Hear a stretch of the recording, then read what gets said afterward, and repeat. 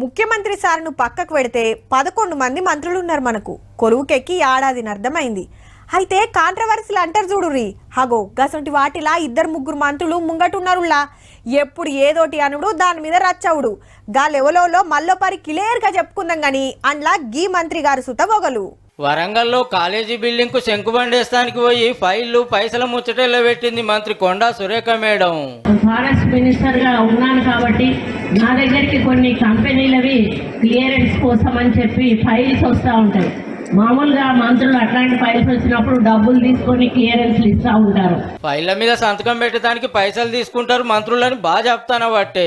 మరి మన లెక్క మేడం, మాకు ఒక నయా పైసా మీరు ఇవ్వాల్సిన అవసరం లేదు, మీరు సమాజ సేవ చేయండి. ఇగేముంది, తెలంగాణలో కమిషన్ సర్కార్ నడుస్తుంది, 130% తీసుకుంటున్నారు. గసంటోళ్ళ పేర్లు సుధా చెప్పాలని రావన్న ట్విట్టర్ లో రాసుకోతే ఎమ్మెల్యే వివేకన్న గిట్ల అన్నాడు. టీపీఎల్ మ్యాచెస్ స్టార్ట్ అయినాయి. తెలంగాణ ప్రీమియర్ లీగ్స్ నువ్వెన్ని డబ్బులు తీసుకుంటావు అంటే ఈ మంత్రి అనుకుంటా ముఖ్యమంత్రి డబ్బులు సేమ్ డబ్బులు సంపాదించడానికే ఒక పొలిటికల్ లీగ్ మ్యాచెస్ నడుస్తున్నాయి తెలంగాణలో.